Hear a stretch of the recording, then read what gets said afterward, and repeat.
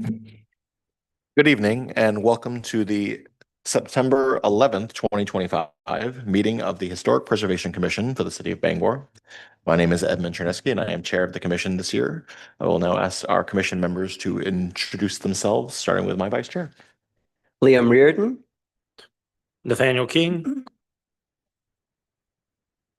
Anne Marie Quinn. Rebecca Krupke. Thank you. Also in attendance tonight from the city, we have Ann Krieg, our esteemed consultant, Mike Pullen, Matthew Altiero over on keeping me in line, and I don't actually know your name, but welcome. So briefly, we're going to go through our standard preamble here. The Historic Preservation Commission has two roles. First, we serve as the Bangor Center Revitalization Area Design Review Committee designated under Section 71 of the city ordinances, which covers review issues in the downtown and waterfront areas of Bangor. Second, the commission has several responsibilities under the historic preservation section of city ordinances, which is Section 148, including issuing certificates of appropriateness for construction of or changes to buildings within the city's designated historic districts. Depending on the location of a property, we may need to review a proposal under both design review and historic preservation criteria. If all regular members are in attendance, which they are, our associate members participate in the meeting but do not vote on motions. And as neither of the associate members are present tonight anyway, you will all be, of course, expected to carry out your regular duties. We will be looking for a total of 5 votes on any motion. A historic preservation application must receive 4 affirmative votes for a certificate of appropriateness to be issued. A design review application must receive 3 affirmative votes for approval. The order of the meeting is as follows. I will call the applicants in the order that they appear on the agenda, or we will proceed through the agenda in order. When I call your project, I will ask you to present your application from the podium. Please make sure your microphone is on. Once you have made your presentation, I will first ask for the consultant's report. That'll be Mike. Second, we'll take commissions from any questions from any commission members. And third, any questions or comments from the audience.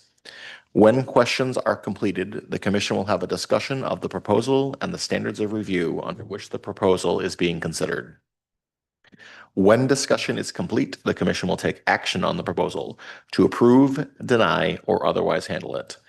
When a proposal is being evaluated under both design review and historic preservation criteria, the commission will make separate motions related to each type of review. We will, of course, be following our updated procedure and do several motions per application. Some final points for applications before the HPC. If it looks like your project will not be approved, you may choose to withdraw your application, amend your application, and then resubmit your application for a future meeting. If you disagree with the decision of the commission regarding your project, you have the right to appeal the decision to the Board of Appeals. And all projects need to be started within 6 months and completed within a year. Otherwise, a new application to the commission will need to be made and approved prior to starting your project. So, before we begin the agenda tonight, are there any additions to the agenda for consideration from the commission? I have my own thing that I would like to add to the agenda, but I just want to make sure everybody else is okay. Mine's yes.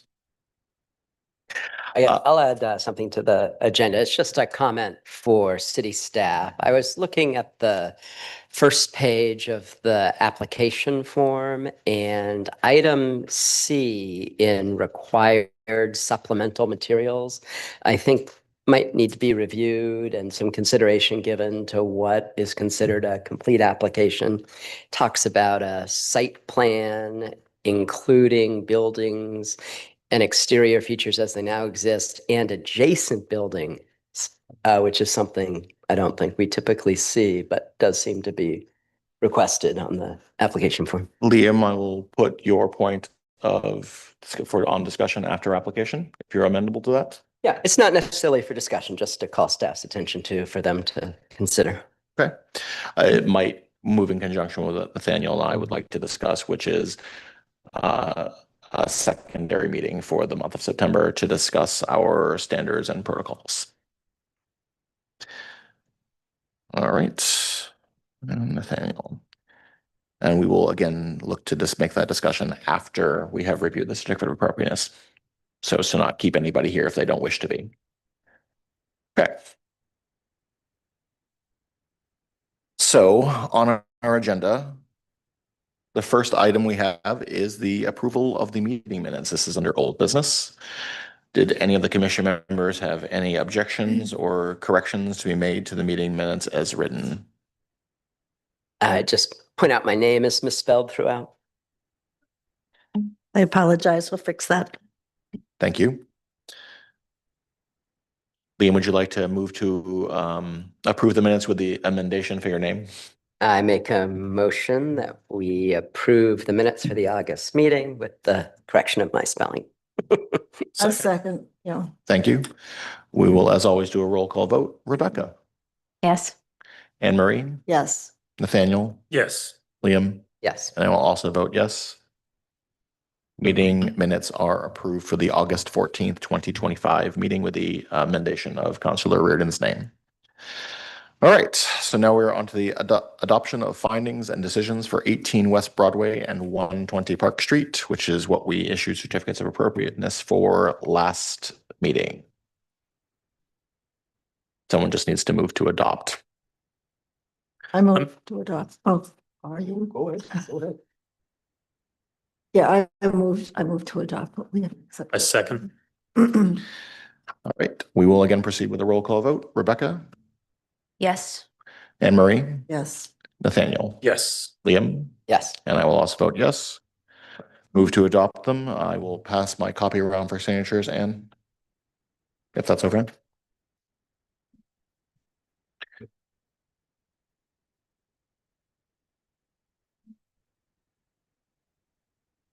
Go ahead, Dean. I passed around. Sorry. There's one. So does it require the signature of those who voted, since some who voted are not here to sign? It should be voted, I mean, it should be signed by everybody who voted. So it'll be incomplete until we get, We'll get the other signature. Yes. Yeah. Rebecca, you won't need to sign. Yeah, staff we can organize that other signature. Thank you, Anne.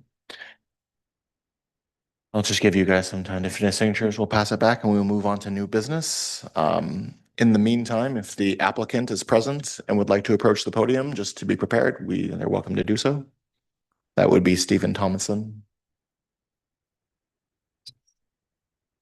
is that Martin? Thank you. Slate code.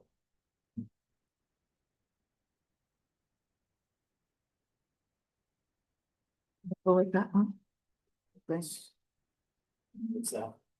Okay. Thank you. I do. I also have faith in Anne. Would you like a paperclip?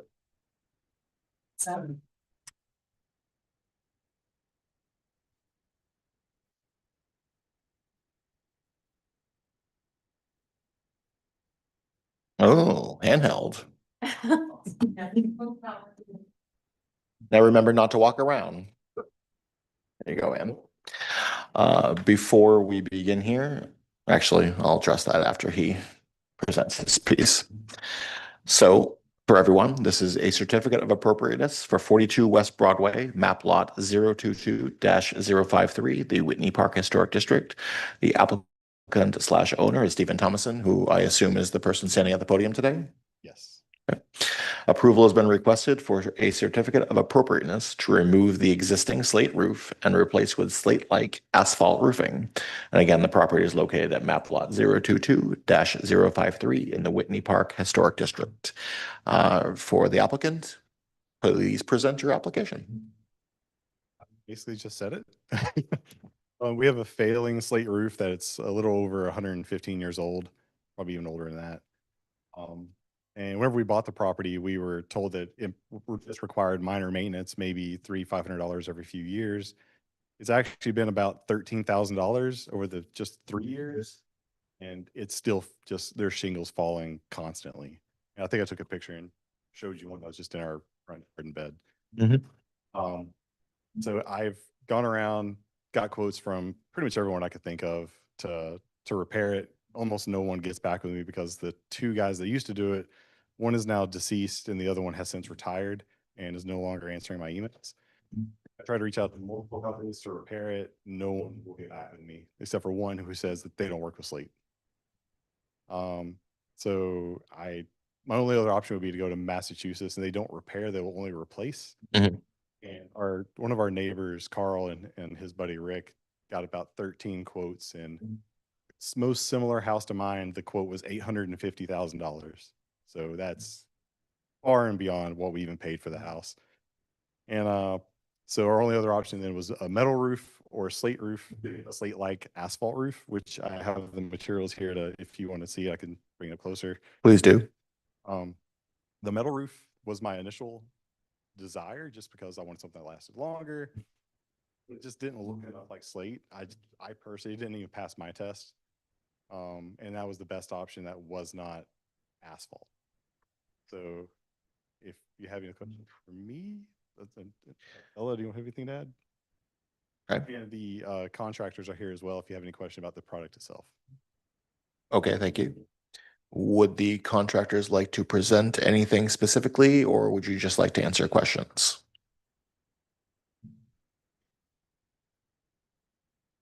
By all means, please. Don't forget to borrow the microphone.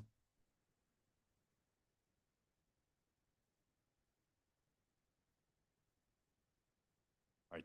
So this is Certainty Grand Manor. It is a 3-ply asphalt shingle, if you will. Architectural shingles designed to look more like wood shake or cedar shake, whereas this is specifically designed to look like slate.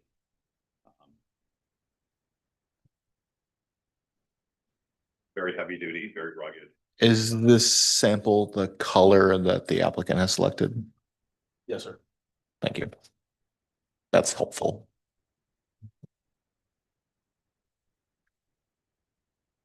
Are they doing the colonial slate or the gatehouse slate colored? Oh, they are doing black. Yep, they're doing the black pearl. Yep.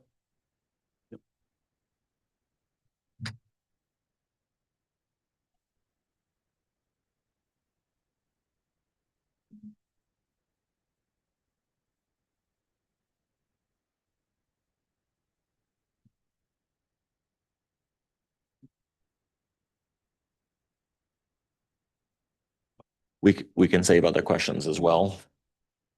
Yeah, just leave it close nearby, guys. Thank you. Anything you would like to specifically present other than that? That's okay if that's all. There'll be questions, I'm sure. I don't have anything. Okay.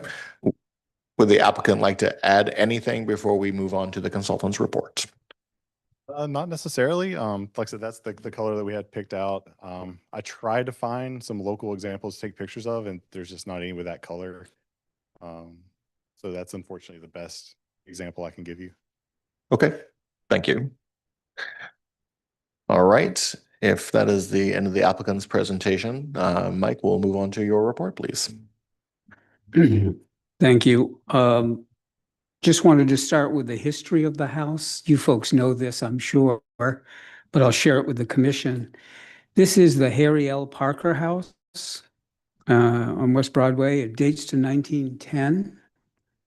It was built in the colonial revival style, and the house is attributed to architect Frederick Patterson, so local talented architect.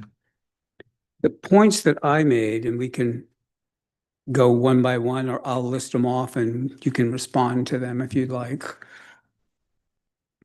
First of all, the existing slate roof has lasted 115 years and appears to have been well maintained over those years. I think the maintenance that you're talking about has really kept that. The photographs that we got show a fairly consistent, couple of missing slates, but really a fairly consistent roof. The commission needs to determine tonight if the slate roof is a distinguishing quality or a character defining feature of the house.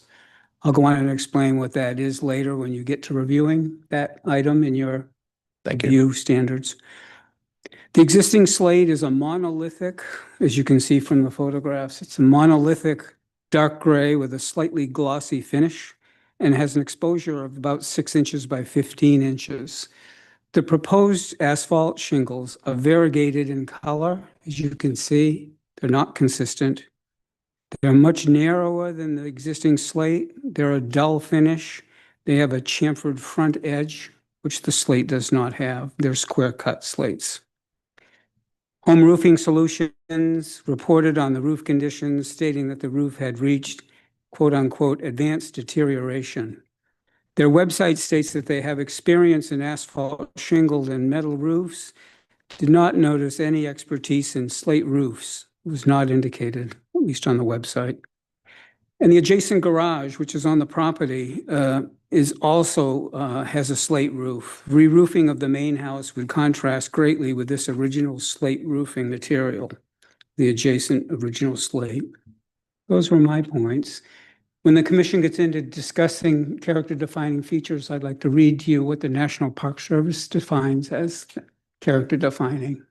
Okay? Thank you, Mike. All right. Commission, at this point, do you have any questions for the applicant? So I think I'd like to start with the point that Mike makes in his consultant report about the difference in color and the difference in style between the existing roof and the black pearl that you've selected. And I wonder if you could maybe just start with the color, like why black instead of gray if the existing roof is gray? We have other samples that are the other colors that they offer, and all the grays are just too gray. So it's much lighter than the original slate, and that black is probably the closest match color wise. There are other grays, but like I said, they're just not that good. And yeah, it's a very deep gray. It's almost like it was black and it's just faded over the last 100 years. But just to touch on a point with the garage is actually both slate and asphalt. Hmm. So yes, so is the addition that's on the kitchen right now is also asphalt. And I think it's mentioned in my report as well, but every house around me is either fully asphalt or half asphalt.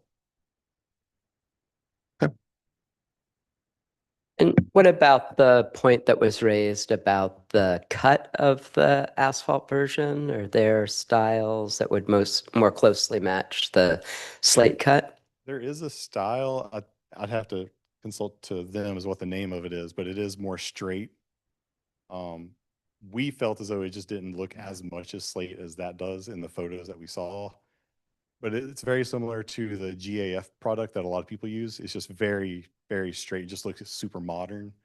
Whereas our stuff, it is cut very straight, yes, but it does have chips and breaks, and there's different levels of deterioration. That's really what that's meant to replicate from a distance. Are you attempting to use this asphalt shingle style to kind of replicate the wear that the slate roof currently is showing? Thank you for the clarification. We'll be putting it, if approved, on the garage as well. But not with the current proposal. That would be a future project. Is that? Yeah, it would be a future project, probably in the next couple of years. Do you have samples of the other style? Do you guys have samples of the other style? Ooh, in my Forerunner outside. Oh, They're just, excuse me, those are the different colors. We don't have the different style. okay. I was just curious what it would look like with a straight one. I could pull it up online and show you. Let's look at it. I just want to see it. I don't know. Do you guys? Those guys probably know. Yeah, it looks exactly the same. Okay. Nathaniel or Anne Marie, any questions for the applicant?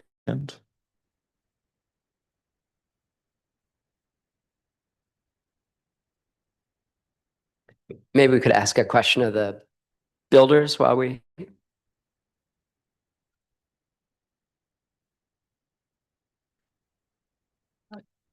And while he is bringing those up, Liam, you wish to speak to the contractor?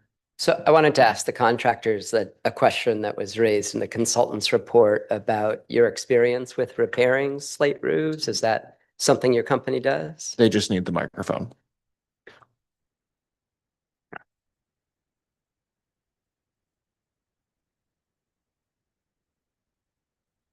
No, as he alluded to, I have sort of the same type of report that he does, that there was two gentlemen the past decade or so that's known for the area, one of which is with us and the other is have retired.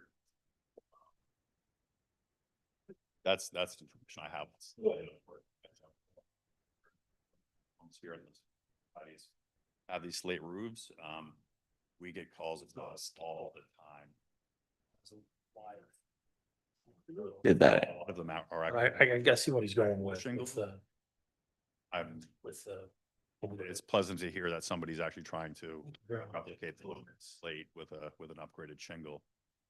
This hasn't fixed it well.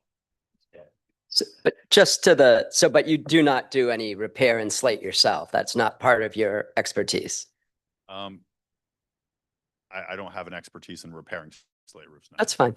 So a follow-up question, just about, one of the challenges here is the idea of if slate is not possible to repair, and it's obviously extremely expensive to replace entirely, I'm curious about the questions that have been raised about the color and the style and the sheen. In your expertise, are there other types of products that might be considered for a closer match along the lines of what the consultant has raised?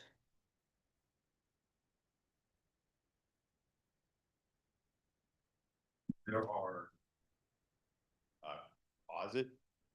composite alternatives to slate that I believe are out there. I don't know. We again don't specialize in application of those. I've put them on homes before, out on islands and whatnot. They tend to have a warranty attached to them. The lifespan of them because it's a core product. This is what our company is comfortable with applying, considering the warranties that we offer. And in terms of the Black Pearl choice here, do you consider this the best match that you can offer to the existing slate roof? Okay. Good. Any other questions for the applicant or the contractor? From Mr. the Chair, commission. if I could just offer a little information and for whatever value it might be. The commission is, and we can talk about this later, is trying to gather together resources so people understand who to go to for slate work. And we do have a list of 6 in this region from Bangor down to Waterboro. And I'll list them if we want to record those. These are firms that do specialize in copper and slate work. G&E Roofing in Augusta, Blackstone Renovation right here in Bangor. Remember we had them, they presented the Bangor Children's Home project not too long ago. The Heritage Company in Waterboro, Bangor Roofing and Sheet Metal, Roof Systems of Maine, and Acadian Shore Slate Roofing. Those are 6 slate roofing contractors that you might want to talk to. I actually have reached out to at least 4 of those, and Acadia Slate is the one that's retired. Okay. You still maintain a website, so. But the point is that there's resources out there for slate. Yeah, I work with several of them. The only one that got back with me was Blackstone. He said he had like a 2-year wait list. I bet they do. They're very good. We lose about 15 shingles a year. Yeah. Who did the renovations for you last time, the maintenance? Acadia Slate. And he's retired. Yeah. Well, Thank you.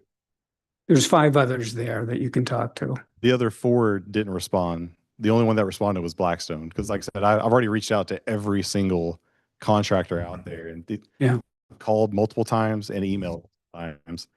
No response. So just to confirm, of the 6 listed, 1 was retired. Blackstone told you they were 2 years out, and the others did not return a call or an email. Correct. And it was 2 years out just for a quote. And then he said after a quote, it's probably an additional year before they can do any work. almost the public comment. If I was losing like 1 or 2 shingles a year, that would probably be acceptable. But at the rate we're losing them, it's not acceptable. Thank you. Are there any other questions for the applicant from the commission? Okay. I guess I'll just ask one question about, on your application form, you, oh, now, of course, I have to scroll back down to the right page.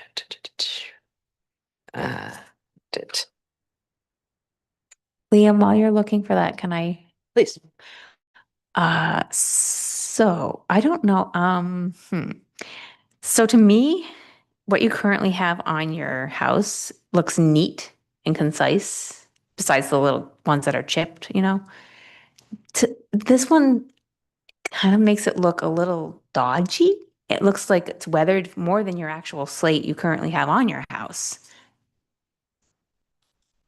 Yeah, you guys provided them for us. So that's, to me, it looks older than the actual current roof that you have. I personally, style-wise, the GAF one that you showed me on your phone looks more accurate for what's on your house. Just to try and match it a little bit better. Those also are not consistent. They have different, like it's kind of like shaped sort of like that, if you can see. And then they have different sizes in between. So it's going to be the same issue that you're having with the size wise, but it is cleaner. It is far cleaner as far as like a straight line goes. Rebecca, microphone. Sorry. This looks to me like your house looks very clean, except for the ones that are broken. Like, do you not agree? That looks like a very clean roof. Yeah. So I don't know. I think you would be doing yourself a disservice to make it look not clean in the hopes that it looks like slate. You know what I mean? So that's just my point. Okay. Are there any other questions from the commission for the applicant other than Liam's?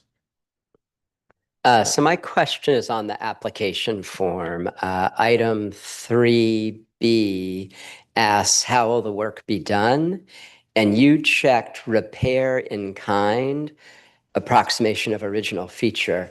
But I think more correct would be to check removal of existing element with material of a new kind of material, because you're not really intending a repair. This is a... That's actually how I had it to begin with. And she thought it would be, yeah. Yeah. Okay. Yeah. Understood. But you do intend complete removal and replacement with a new material. Correct. Yeah. Yeah. All right. Thank you. Nate, I see you're green. Oh, I was gonna ask Ann if we do have a set of instructions online for these, or if we can get that up. Yeah, we can put something up for people, so to help them. Yep. I think that would be good. If there are no other questions for the applicant from the commission, I will happily open the public hearing. Just as a reminder for anyone who wishes to speak, please have the microphone and be at the podium.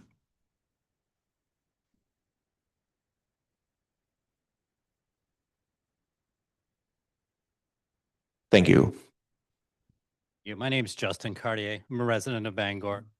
I've been watching these historic preservation committee meetings for a while now. Seems like every meeting we're talking about another slate roof in the area. Obviously, it's part of the historic nature of this town and of the buildings we have. But I want to read you something from the vision statement of the City of Bangor, which is part of the and what is the comprehensive plan? Comprehensive plan. Thank you. So it says Bangor will continue to be adaptive to modern technologies and new markets to enhance the commercial and industrial fabric of our city and support the needs of working families. Now, in the spirit of that statement, some of these new products like the GAF slate line or this product that these wonderful craftsmen in our local community are here to put on seem like fantastic replacements for an outdated slate product. We don't have slate craftsmen. You listed six in the area. And let me tell you my experience with each and every one of those. As we know, one of them is retired.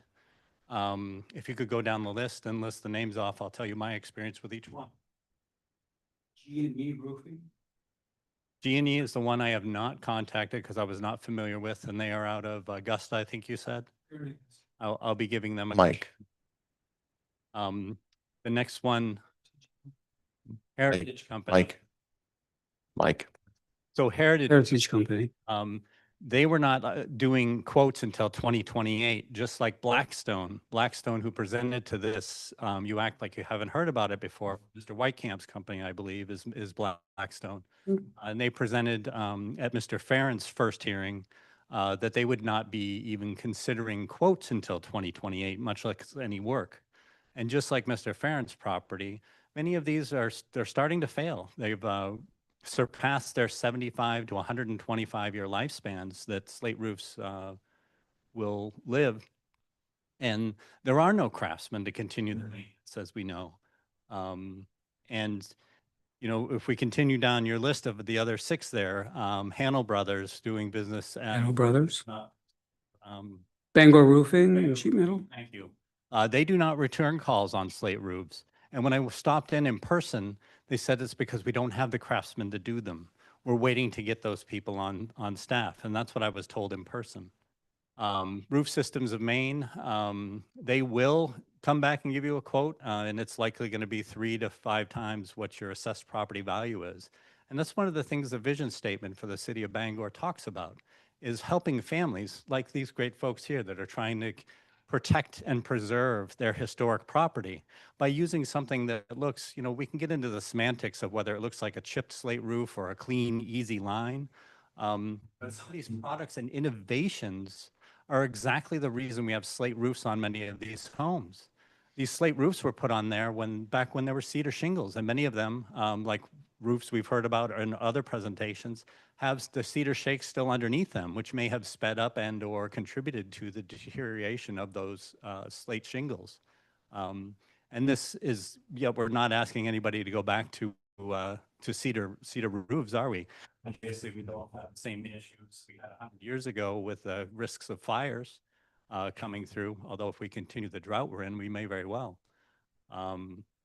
But I feel that these products are really what this city needs for these people to be able to protect their investments. You know, the Constitution guarantees us the rights of life, liberty, and property. And is not a person putting a roof, keeping a roof, a non-leaking roof over their head a right? And we can't be creating regulations that contradict the Constitution, because any law or rule that is repugnant to the Constitution is void. So hope you consider these things when you're considering this application, and probably one next time you guys meet and the time after that, because this is going to continue to be a thing in this city where we need to protect these homes. And if there aren't any craftsmen to do the work, as we've seen from presentation after presentation, the only persons I've seen who have said that there are craftsmen available are people sitting up here on this panel. Nobody has brought one to one of these meetings saying, here I am ready to give you a quote on a slate roof. I'd love for you to produce them one of these times. I do thank you all for your volunteering, and I know it's hard work. I too volunteer on a committee here and several in Bangor. And I hope to serve one day on the city council. But I hope you consider what the comprehensive plan has to say, because I think it indicates that products like this one here is exactly what the houses in the city of Bangor need. Thank you very much. Thank you. Would anyone else like to offer something into public comment? Can I continue on the point that I was making? Sure, you are a member of the public. First of all, you might read your comprehensive plan on the historic preservation portion of the comprehensive plan, and how it speaks very clearly about the importance of preserving Bangor's history, and which is most evident in the architecture of the city. So you might spend some time in that chapter. Okay. Thank you. Yeah, but please come forward when you want to talk. Thank Exactly you. why a slate-like product is what is needed to protect these homes. If we don't have someone that can put a slate roof on, and I have not seen any evidence that there is, and even in my own, when I sat on the Board of Appeals that appealed the very first the first hearing that Mr. Farron had, I went to the city that very next day to get that list of names. They did not have 6 names for me. They had 3. And they were one is the retired Acadia, one was Hanel Brothers, and one was Roof Systems of Maine, who Mr. Farron had already excluded during the presentation, as I'm sure you all recall, because you've heard that presentation how many times now? 4? Several. Yes. And I guess we'll hear it again soon, won't we? And it sounds like there's plenty of other homes around the city of Bangor that need this protection. At what point, do we allow the people to protect their investments? The citizens of the city of Bangor are trying to protect their homes. It's not like they're trying to put some fancy rims on a car here. They're trying to put a slate-looking roof to keep with the integrity of the home. That is an innovative product that is going to last almost as long as a roof, a fraction of the cost. Thank you. Thank you again. Excuse me, the roof that you're talking about might have a 30, 35-year life, this asphalt shingles roof. That's typical. Is prevented as a 50-year roof? A 50-year warranty still doesn't match what a slate roof will give you. And I'll read a quote. You need, Yeah. you need to come to the podium to speak, otherwise you won't get picked up on the. Let me just finish this point. It's also not $800,000, just to be clear. So, I mean, if you're considering the value of your investment and the return on investment, I don't think that 50 more years for $750,000 more dollars is quite worth it. I don't know if you guys would agree or not. Well, it's 115 years now. And according to this description of Maine slate, this is very specific about Maine slate, the quality, high quality of Maine slate. This comes from a book called Historic Buildings by Bill Kibble. And the quote about Maine slate is, and I'll read it to you, commercial roofing slate mostly came from the state belt in the center of the state. We've all heard about Monson slate. Much of the slate in Bangor is from Monson. Often called Monson slate from the town and quarry name of the first and oldest in the state. It's mostly a very hard, durable black slate or very dark gray with slight purple hue in the direct sun. Predicted life is 200 to several hundred years. And in talking with Sheldon Slate, which is a big company that's still in Monson, Maine, they say that the thing that fails, as the roofers probably know, are the nails that fasten the slate down.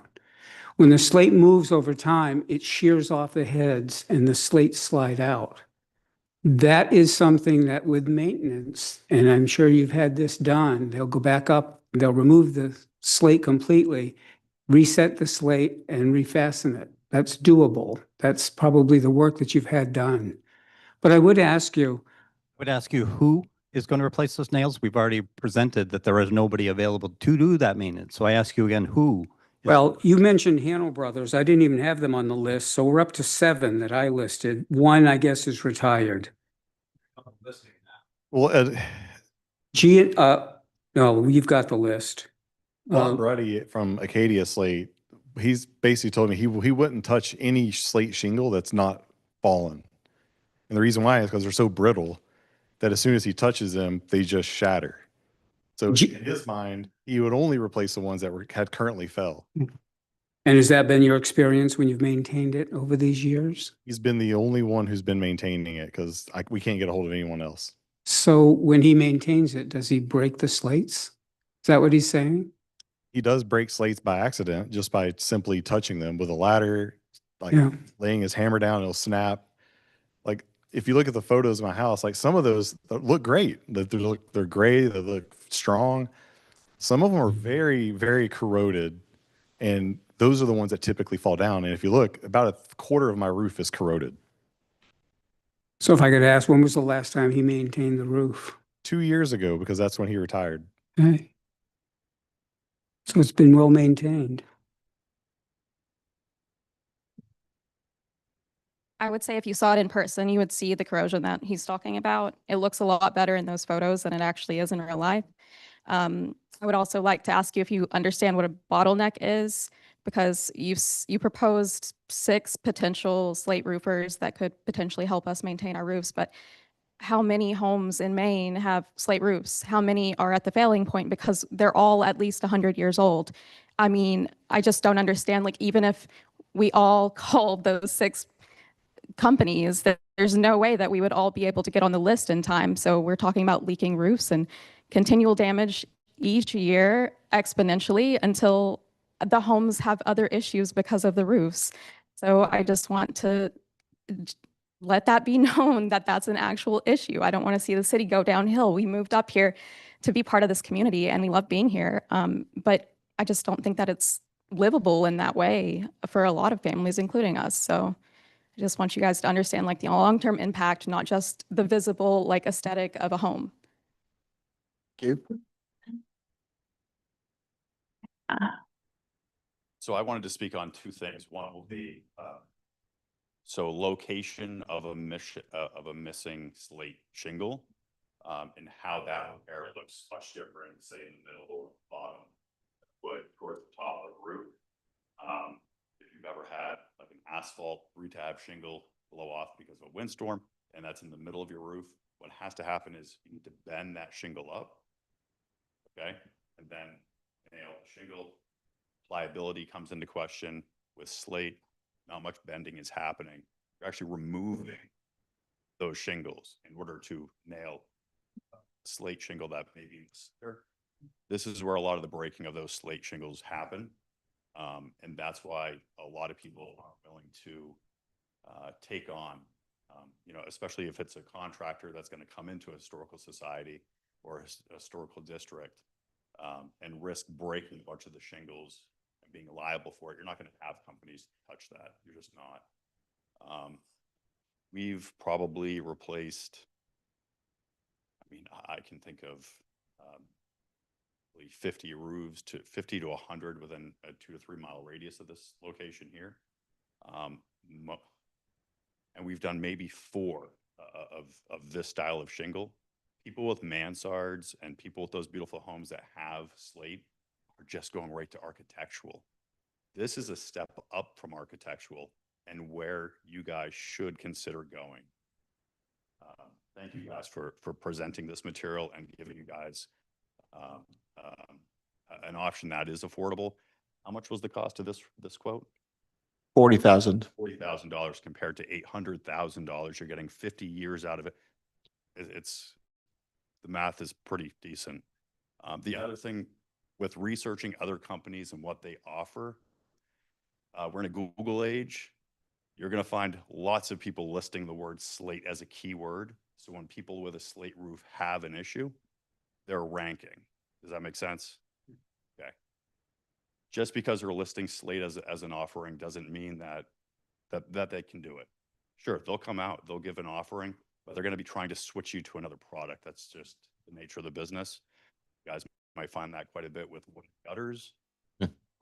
Second biggest problem besides slate roofs in this area, we're working hard. We love Bangor. We want to preserve it. We want to keep that look. I completely understand everybody's point of view here, but at the end of the day, it does come down to affordability, and this is a great choice. Thank you. Is there any other public comment? I ask this because when we close the public comment, there will be no more public comment over the course of the meeting. So if you have something you wish to say, please say it.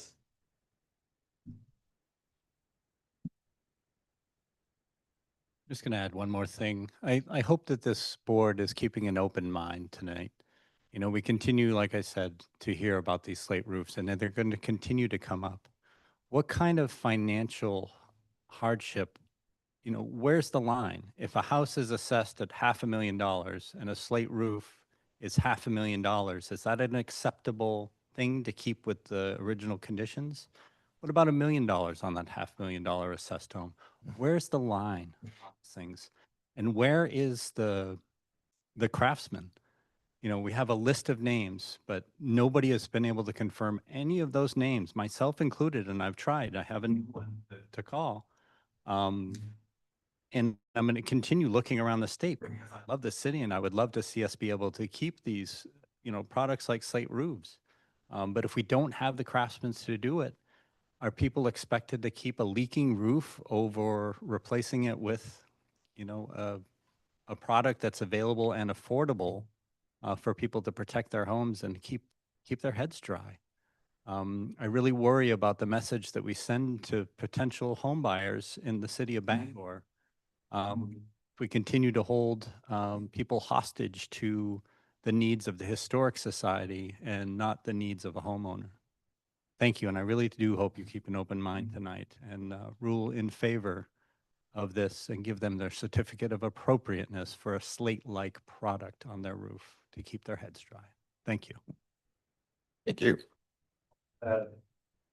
One more thing, just as a property owner of a historic home in Bangor, we have come before you before to get our windows done, and we thank you guys for that, because I'm telling you, we had like $1,200 electric bills, and now they're the highest we have is $7. So it's thank you. But besides that, since we bought this home, the condition it was in when we bought it was horrendous. We had to do what, $35,000 in rot repair. We had to paint the entire house, which was another $20,000. We've had to do repair on the columns on our porch, which is another $10,000. We're not trying to skimp, and we're not trying to just put something on the house that no one's going to appreciate. And at the end of the day, like I said, all of the neighbors around me have an asphalt roof, and their asphalt roofs are not architectural grade, except for the one behind me that just got put on is the only one. All the rest of them are just plain asphalt that are rotting, with the exception of Stephen King, obviously, because it's asphalt, but it was really good asphalt. But at the end of the day, if I'm expected to put on slate, are they then going to be expected to go reverse their asphalt roofs to slate? Because the way the rules are written, if it's already on there, they can replace it with wherever they want. So what that would mean is the 5 homes around me would be able to put on asphalt, but I would be forced to put on slate. And I just think that's a little unfair as a homeowner. But also, there's many homeowners like that around. And at the end of the day, if we can't replace our roofs with a reasonable cost, with a product that's the best that we can get to really keep the character of the home, which is really what we desire to do, because I'm not trying to flip this house. I want to live there until I die. And the thing is I want a roof over my head, but if we can't replace it with a reasonable cost, and like I said, the next level up is metal, and that just does not look good. And so I'm not even considering it anymore. But at the end of the day, if we can't replace the roof, we're going to have to sell the house and put this burden on the next homeowner, which they're also not going to want to pay $800,000 to get a slate roof. And that's all I got. Thank you. Is it public comment that I see green lights for? No, I just have a question. Okay. So do you guys have any pictures of interior damage from the leaking of the roof? We do not, but the only place it's leaking currently is in the kitchen at the addition, where the snow piles up and then melts back into the roof. Okay, and that's slate over at the kitchen? That is slate over the kitchen. Thank you. Okay. If there's no additional public comment, I will close this part of the meeting. I would like to thank everyone for keeping it civil despite the obvious emotion in the room. This has been a controversial topic for this commission of late. Thank you all for that. All right, the public hearing is officially closed. We're going to enter into the part of the meeting where the commissioners will discuss the application. Before we start that, I wish to read this for the commission so that you can keep this in mind as we proceed.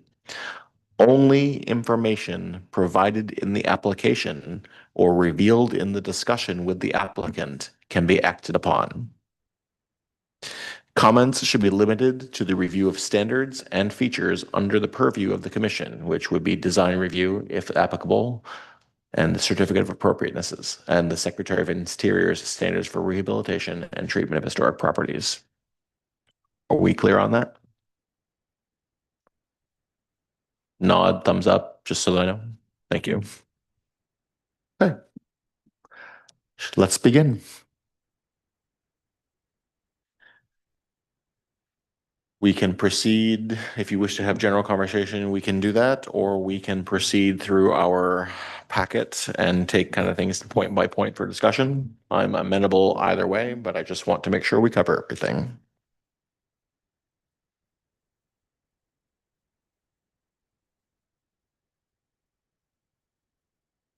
I can proceed down if that's So easier for. I'll offer a general comment to my commissioners before we go kind of blow by blow through the different standards. And I guess I'll use as my point of reference Mike's comments because they help to organize my thoughts about an application like here, like the one we have before us.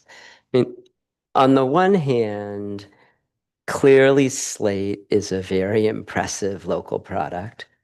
And I think it's also clear that this is a distinguishing and character defining feature of the house.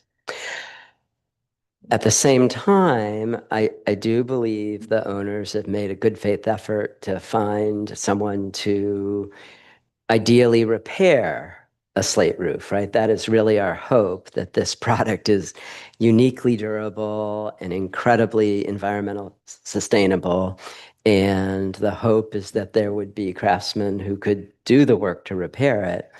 But it seems to me that they have done their best to find one. And if the soonest they could get a quote is 2 years out, it does not seem viable to me to insist that they do that sort of work. So when I think about the standards we're about to review blow by blow, I can see voting no on a lot of the questions about, is this the best product? Is this a character defining feature of the house? But in the end of the day, I'm inclined to favor this proposal because I just don't see a viable option to maintain what is a spectacular roof, but it just doesn't seem like it's possible to find someone to do this kind of repair work. I mean, replacement, I think, is too much to ask, period. Repair work is what we would hope for. But Right. I think it's important to note too, the other homes that are around them are also not fully slate roofs. So they've said that there are asphalt roofs, there are blended asphalt and slate roofs. So this isn't the first home in an entire neighborhood of slate roofs as asking to move to an asphalt roof. And I do think, one of the things that we do definitely need to weigh and consider there's an absence of craftsmen that can do this sort of a repair. We're fast approaching more of these slate roofs that are going to be failing, and we need to be discussing this more. And we really need to. This is going to go into something later, but we really need to be discussing our code and how like materials or reasonably similar materials, whatever the legalese term is. We want to make sure that we're giving them full consideration. Because I'm inclined to see this as a it's too much of a financial ask. I can't remember the legal word for it. Brain's shot. I got 2 kids. I'm sorry. Funny. But I think it's a financial hardship. Asking someone, you have a $600,000 home, you need to do an $800,000. So that's I would be more resistant to it if the entire neighborhood was nothing but slate roofs and we had plenty of craftsmen that could do it, but we don't have those things. So to Liam's point, yeah. So I just want to say this one thing. So here's the problem that we have, right? Because some of those asphalt roofs were changed well before we were ever on the board. But that being said, I don't think the current people here today need to be put to scrutiny because they're actually trying to do something right. And come before us and present this. And I do believe strongly, because I've seen it myself, because I'm an artist, there's a lack of certain craftsmen right now in every field, including welding and, we could go on and on about this. So that's a valid point that we do need to kind of address because maybe in 15 years or 20 years, it won't be. And we'll have this wave of people who come and are available. But unfortunately, getting people to even just show up for a normal job is sometimes tricky. So, I think we need to really strongly think about that when we proceed forward. Rebecca, from me, there's been a lot of conversation, of course, about slate roofs over several meetings here. And I know that at least for the tenure that Liam and I have had on the Historic Preservation Commission, this is the first year where we have actually had any slate roofs come before us. Yes, that's correct. I've been here a little bit longer than you guys by a few years, but yeah, this is, you can tell that the wear out time has come. But also, not just that, it's because there's no one there to repair them. There's no one there to fix them. So what you're seeing is we used to have those repair people showing up and helping and keeping these things alive. But obviously, with the current state of working, we don't have those craftsmen, and because there hasn't been a desired need or a push to encourage people to work that way. So I know, like you or the commissions previous to our tenure have, of course, reviewed slate roofs, and I think you were present as an associate member for the Waterworks building. Man, I wish some of those people were still with us today. In any case, we can proceed through the packet unless there's any other additional comment. Again, we are evidentiary and we do need to proceed and evaluate based on the packet we have and what was revealed during the presentation. So, as far as the application is concerned, do we need to deem, or would we deem this application to be complete? I can specify what that means if you guys would like. So complete would mean that we have reviewed and they have provided the application for the certificate of appropriateness, the photos of the existing roof, an exhibit showing the proposed roofing color and materials, a roofing estimate, a letter from the roofing contractor, an email from the applicant, a list of the abutters within 100 feet of the subject property, which was generated by staff, public notice that was sent to the abutters within 100 feet of the subject property, a notice of mailing from the planning analyst, Matt Altiero, the consultant memo submitted by Mike, and the survey, the historic survey, also submitted by Mike Pullen, and then a notice of code enforcement approval, all present and complete for your packets. Okay. So again, the project proposes removal of the slate roof and replacement with a slate-like asphalt roof at 42 West Broadway. The work will be done to approximate the original features.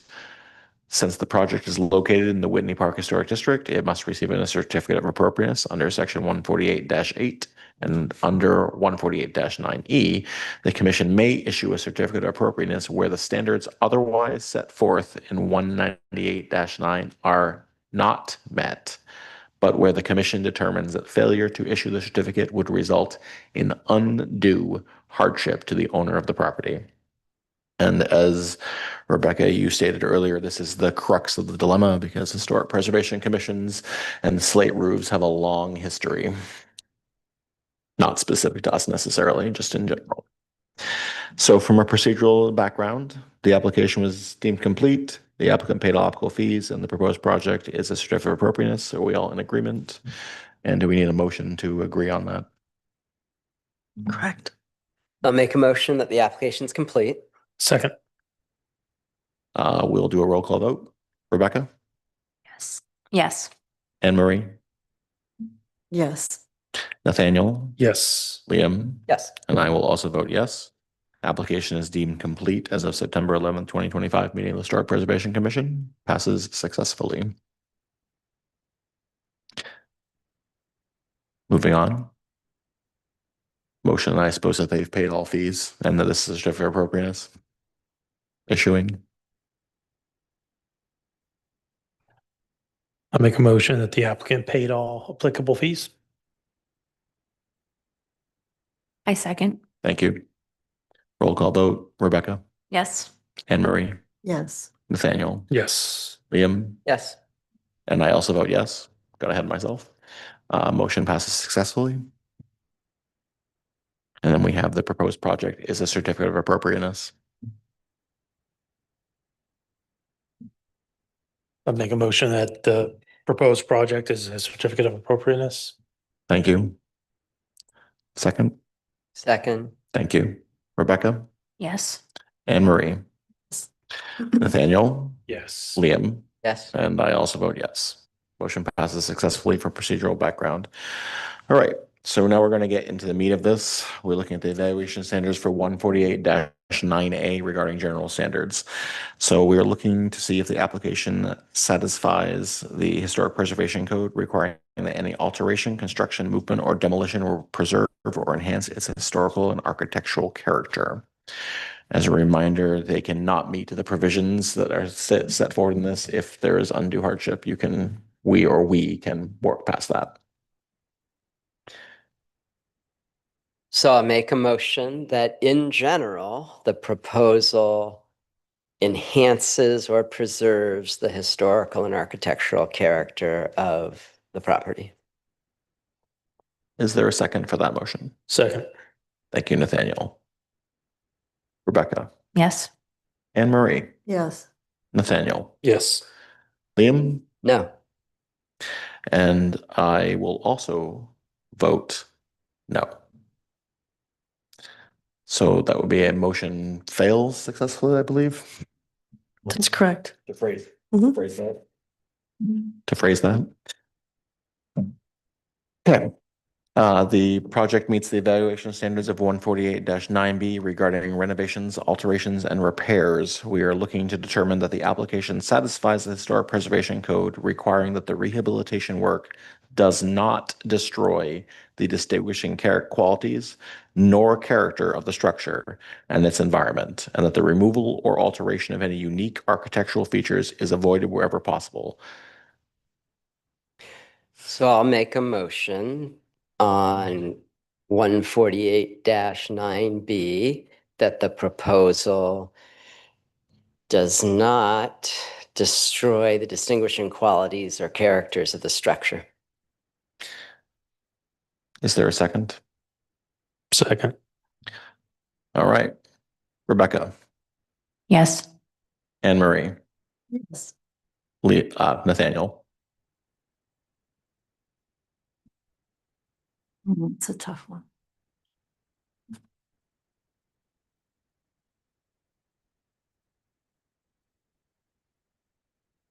Yes.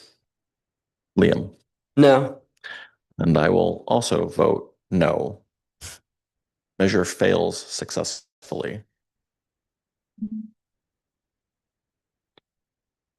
Moving on to standards. Well, 148-9B 2, 3, 4, and 5. Again, we do need to approach them individually. So the commission finds or does not find that based on exhibits 2 through 8, the application satisfies Historic Preservation Code 148-9B2C, requiring that while repair is preferable to replacement, in the event that replacement of deteriorated architecture features is necessary, the new material should match the material being replaced in composition, design, texture, and finish. So we are evaluating that, again, while repair is preferable to replacement, in the event that replacement of deteriorated architectural features is necessary, the new material should match the material being replaced in composition, design, texture, and finish. So I'll make a motion regarding 48-9B2C that if replacement is necessary, the material proposed matches in composition, design, texture, and finish. Seconded. Second. Thank you. Rebecca, No. Anne Marie, No. Nathaniel,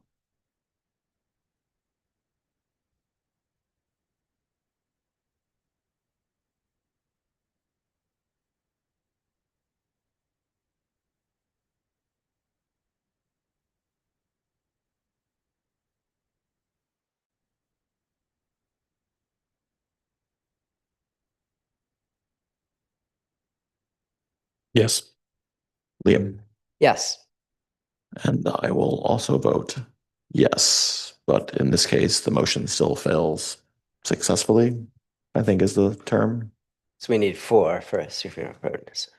If we're That's sure. correct. You need 4. If I we're- guess that's an interesting point. On the individual propositions, it can pass, but the final vote would need 4 to carry. The final vote needs 4. That's So correct. I think this element can pass without 4. Would be my best guess. Mm, procedurally? Don't believe so. Let me just check the code. Okay. Thank you, Ann. Additionally, we don't have to vote immediately on each one. If you wish to have discussions of the criteria, that's fine. Okay. I would welcome that, just to make Yeah. sure we are all clear. So for instance, for the one that we just voted on. Sure. Okay, cool. So looking at I was looking at the one that they provided for the shingle replacement, and it definitely doesn't look like their current shingles. You know, how I mentioned, it kind of makes it look a little bit like, well, honestly, when you look at them on the big picture, it looks like cedar shingles, to be completely fair. So the GAF or JAF or whatever, GAF Royal Slate Line Sovereign seems to be a little closer to an actual shingle looking product. As in you feel like it looks closer to the, I mean, sorry, slate. Yeah. It looks more like a slate looking Royal Sovereign Slate Line GAF. Just looked a little cleaner than the cedar looking shingle. okay. All of the elements have to pass in order to pass the certificate. And they can't pass with just a majority. It needs to be. Needs to be 4. Okay. So that did not pass. That did not pass. Would we like to continue discussion and or reconsider the vote on it? I'm amenable to either.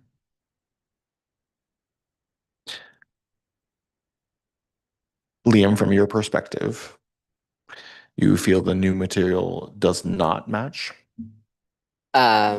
So I voted yes because I thought it did satisfactorily match. You know, it's not perfect, but I think a real effort was made, and we heard testimony from the installers that they felt that this was the best match and the Stratus, you know, a stronger than average product. So Okay.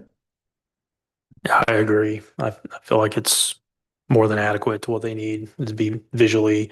I can also see Rebecca's point that perhaps the GAF slate line, whatever it was called, the more slate looking one, visually, maybe that's fine too. But I don't think it's enough for me to say, well, no, I'm going to vote yes only if you do this. Because I feel like they're, again, reasonable and good faith effort. I think, yeah, to me, I don't have an issue with it. Rebecca, your opinion was clear on your design. Well, I mean, visually, it looks like cedar shingles to me. This one, it really does. Is that because of the edging? Yeah, how it looks like it's trying to be chippy. See, I feel like it's looking like it's trying to emulate the edge of the slate when it's more worn, which I think. Hey, which is weird because their roof looks better than I don't know why you would want your roof to look worn, I guess. Okay. But I mean, when you look at slate when it's originally done and brand new, it's gonna look clean and like straight lines, and I'm not sure. It's kind of like trying to make something look old when in reality you're living in a modern house. So like, you know, I want my house to look Victorian, so I've shoved this on it. Well, you're living in a modern house, so why would you do that? So to me, I think it would make sense to make it look clean, like what slate looks like. Okay. Instead of old. Anne Marie, did you want to weigh in? No, I don't think so. Okay, thank you.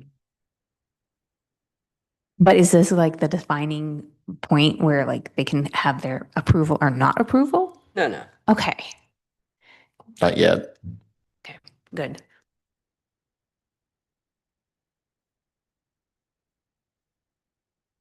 So I think the next item, code 140-9B2E, is actually the one that is most confusing to me in the code. And it just doesn't seem applicable in this case. And I don't quite understand why we should make a motion and vote yes or no on it.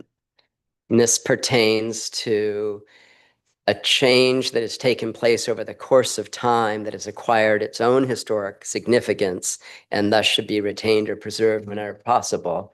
It's not applicable in the case of a. In prior applications, I think specific to slate roofs, We have discussed how the slate roof itself was a change that was made that has acquired historical significance over time.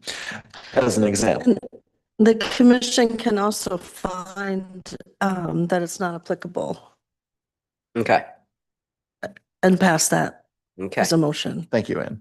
Yep. So I'm going to make the motion that 148-9B2E that pertains to historic. You haven't done D. Oh, we haven't done D. All right, I'm getting out of order. You were focused, it's understandable. All right, I'll make a motion regarding 148-9B2D that requires distinctive stylistic features or examples of skilled craftsmanship which characterize historic structures should not be damaged or destroyed whenever possible. So does this application not damage or destroy examples of skilled craftsmanship which characterize historic structures? So the motion is that no, it does not. Or that it is not possible to preserve, I think is what you were trying to say, Rebecca. Right. You can use the exceptional circumstance phrase with that if you wish. Thank you. Do you want to amend anything to your motion, Liam? You don't specifically have to. No, I mean, I think this is a clear standard regarding does the application preserve or destroy a example of skilled craftsmanship that characterizes historic structure. So the motion is that it does not. So to vote yes would be to say it doesn't destroy historic preservation feature. To vote no would be that it does. Correct. Do I have a second for that motion? Second. Thank you, Nate. Rebecca. And you all can take your time to think about it. I'm not trying to rush you. If anyone wants to jump in first.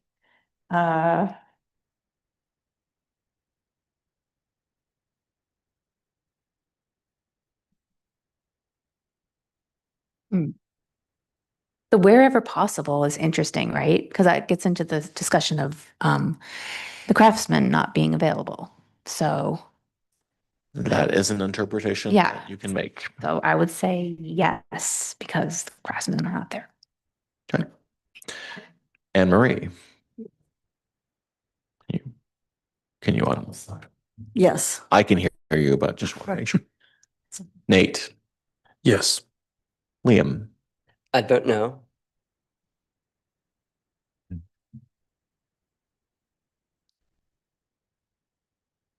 yes. Motion passes successfully. So now we're at 148-9B2E. This is regarding changes over the course of time that have acquired historic significance in their own right. I'm going to make a motion that this is not applicable. Second. Rebecca, Yes. Anne Marie, Yes. Nathaniel, Yes. Liam, Yes. and I also vote yes. Motion passes successfully that that standard is not applicable. So code 148-9B2I requires whenever possible, all alterations to structures should be done in such a manner that if they were removed in the future, the essential form and integrity of the original structure would be unimpaired. I guess I have a question for Mike. Are slate shingles a part of the original structure, or is that something that is applied on top of the original structure? This slate very likely was original to the building in 1910. Okay.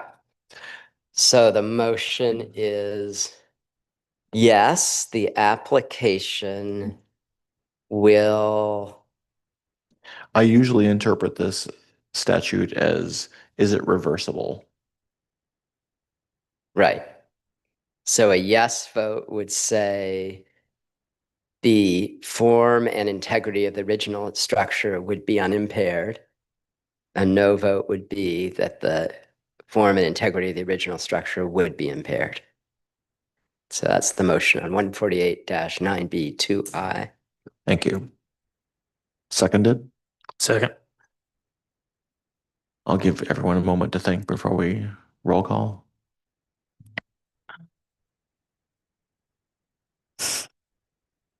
I should probably just vote and not say what I'm thinking. Is that what, is that what I should be doing? You could call for more discussion. Yeah. I mean, I'm just gonna say yes. Okay. Anne Marie, Yes. Nathaniel,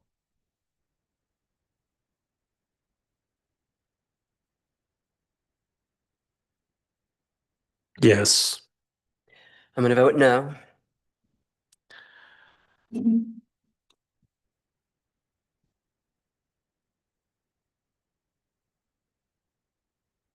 I will vote yes. Motion passes successfully. All right, so now we're on to part 3, the exceptional circumstances standard, 148-9E. And the motion that I am making is that based on the exhibits 2 to 3 and 8 through 11, the property cannot yield a reasonable economic return, or the owner cannot make any reasonable use of the property. I would accept a second. Second. Thank you. Would you like time to think, or shall we proceed with the vote? I'm asking. Time to think. Okay. This is our undue hardship section for, just for clarification. Yes, exceptional circumstances, undue hardship. Oh, right, yes. Are you waiting for me? The crux of the dilemma with slate roofs. Mm-hmm. I would vote yes. If any of you are ready to vote, I will just Sorry. acknowledge and I will happily call on you so people can have time to think. It's fine. Rebecca, could you repeat your vote, please? Yes. Thank you. Liam? Yes. Nathaniel? Still thinking? Yes. Yes, still thinking. Yes is your vote. Yes. Yeah, I'm ready to vote. Yes. Okay. What is your vote, Nathaniel? Yes. Thank you. Yes. Yeah. Anne Marie? And I will also vote yes. Motion passes successfully. So I would like some clarification on the language of the next motion. And this is about, it says that it is not, that the issues are due to exceptional or unique circumstances and not to the general applicability of this chapter. I'm not really sure what the general applicability of this chapter is. In some ways, I feel this is not an exceptional situation. We have a lot of roofs that are failing. We have a crisis and a lack of builders. So I'm not quite sure what that refers to, that it is not due to the general applicability of this chapter. You can move that it doesn't apply. I would take it that as, that the regardless of what your findings, how you ruled on your findings, that there's an exceptional circumstance Okay. that exists. So the chapter, I would read as chapter 148 as all of those requirements. Yeah, that makes sense. Because the stipulation for this section of code is that the circumstances are exceptional. Yes, that's right. Yeah. That makes And, sense. and in that interpretation, an undue hardship is an exceptional circumstance. Or the lack of. That's correct. Or the lack thereof. All right, so I will make a motion based on exhibits 2 through 3 and 811 that the plight of the owner is due to exceptional or unique circumstances and not to the general applicability of this chapter. Second. Do we need time to consider? Liam? Yes.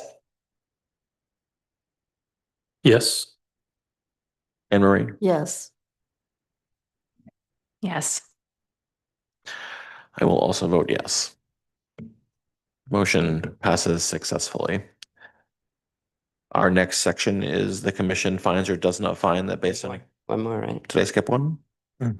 Number 3 in part. Yeah, number Let's- 3. Sorry. Based on exhibits 2 and 3 and 8 and 11, the conditions or circumstances which constitute the hardship were not caused or created by the property owner. After an amendment to chapter 148-5, by which the property became subject to said chapter. So I'll make a motion in support of this, that the owners have not done something since the amendment to the chapter 148.5. They have not caused their circumstances. Yeah. Second. Rebecca, Yes. Anne Marie, Yes. Nathaniel, Yes. Liam, Yes. and I will also vote yes. Motion passes successfully. So we're up to our decision point. Would you like to have any additional discussion of anything we have covered prior to making any motions or voting on that? This is the speak now or forever moment if this was a wedding. So if there's no further discussion, I'll make a motion on the summary decision of the commission on the property at 42 West Broadway, that based on our findings in part 3 of section 4 of this document, the failure to issue the certificate of appropriateness would result in undue hardship to the owner of the property, and therefore the commission should grant a certificate of appropriateness permit for the proposed project. Second. And Rebecca, I won't make you go first. Oh, thank you. Liam, Yes. Nathaniel, Yes. Anne Marie, Rebecca, Yes. and I will also vote yes. Motion passes successfully for the certificate of appropriateness to be issued.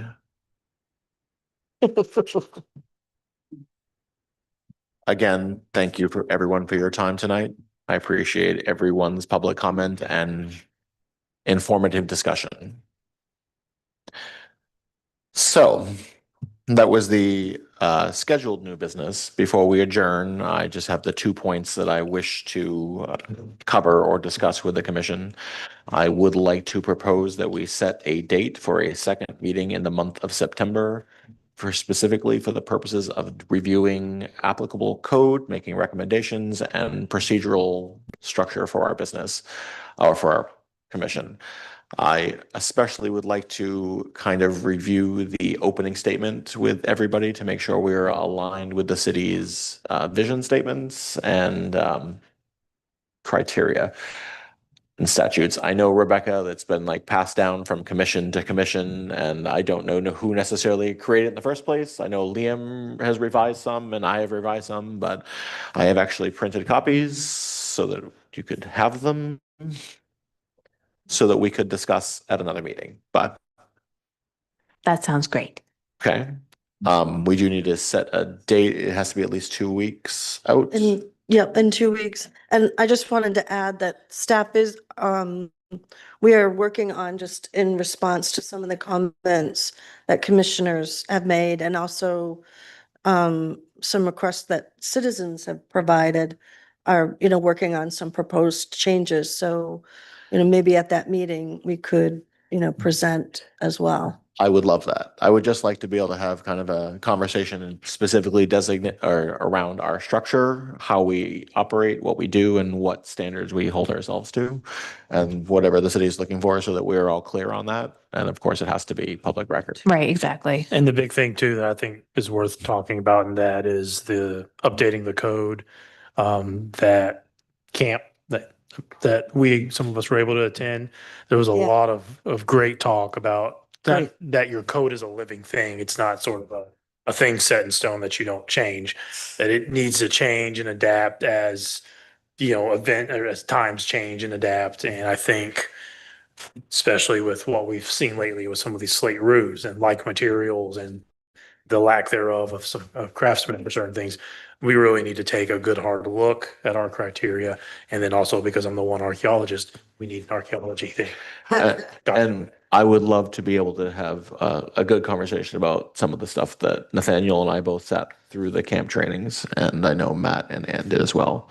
I don't know if anyone else on the commission was able to make them, but they are recorded. So if anybody's interested in them, I can send you that link. Are lucky we didn't have this meeting like right after because I was fired up. I know, me too. Diving into historic preservation code and I can send members the link to get to those if you do want to watch any of them. Thank you, Ann. Yeah. I wonder, is there printed material that could get circulated in advance? I just find it takes so much longer to watch things, to read them. I'd rather. Understandable. Read it. I don't think they did, but They do a newsletter. didn't she? I I think they said that the PowerPoint slides were available. I think I have the oh, slides. okay, we can get those, the Yeah. PowerPoint. That would be great. And if you don't have them, I downloaded them, so I can find them, Ann, Okay, wherever they have hidden on my various electronics. But since it'll be a public meeting, it needs 2 weeks' notice. At least, So the yes. yeah. earliest we could do would be 2 weeks from today, or to the notice. So, I mean, you could do another, I mean, actually in 2 weeks, I'm not gonna be here that day, so I won't be at that meeting. It doesn't have to be September. To be, Right. I would like to have a meeting where we're not specifically reviewing certificates of appropriateness, like a welcome to public observation, but I'd like to workshop some things is what I. I would guess love is that. about I feel like we can't really talk to each other because we can't. No, because you have to be on public record. Specifically. Well, we had this conversation at the beginning of the year. Mhm. And there was, Peter especially was very excited about doing this kind of stuff. And I feel like we haven't really had that opportunity to do those things. And I would like to do that, especially as Liam and I are looking at the end of our 10 years here. Oh, what am I still doing here? You were an alternate. Oh, I'm like, I'm never leaving. Liam and I can rotate into an alternate role, I think, but we Really? can't stay as regular members if that's something we want to choose. Oh, you should be I alternate. would ask yeah. for clarification. I'll get clarification, but I think that's accurate. Cool. Then we just get to sit back and make comments and not vote. So And when we schedule a meeting, a public meeting, does it have to have an agenda? Does it have to have? Yeah, we post it, yeah, the week before. Okay. Yeah. So I think the hardest thing is going to be find a date. So if we are able to, so I probably am the most flexible, probably. Yeah, probably. Hold on. As long as my kids Could don't get do sick. October 2nd. That's a Thursday. Oh, that's better. I can do that. October As long 2nd. as no one's. Liam, I feel like No. you're in the fall semester, so I know you're going to have restrictions. I have to be on campus at 7 PM on October 2nd. Okay. And we're not limited to Thursdays, correct? For this, other than there's availability in the. Yeah, availability of this room, but yeah, Wednesday is So up. I can do it. I mean, if the meeting was over by 6:15, What do about it on the 2nd. October 1st? If it's available, the room. What day is that? Wednesday, Wednesday. October 1st. Thank you. I'm sorry. Yeah, okay. Could we start at 6 instead of 7? Do people Sure. like? Yeah, as long as we 7's post. a little late for me. I know, that's fine with me. It's fine with me. Hmm. Anne Marie, is that okay with you? 6 o'clock, Wednesday, October 1st. So we just need someone to officially propose that date and time. I propose that we have a historic preservation meeting October 1st, 2025 at 6 PM Eastern Standard Time. Thanks, Nate. Becca, would you second that? I second that. Thank you. Just for formality, we'll do a roll call vote. And you know what? I vote yes. Mhm. Liam, Yes. Nathaniel, Yes. Anne Marie, Yes. and well, motion passes successfully. I don't think we needed 4 anyway, but thank you all. I look forward to that. Yeah, It'll me too. be rewarding. Long And overdue. with that note, to borrow Liam's patented exit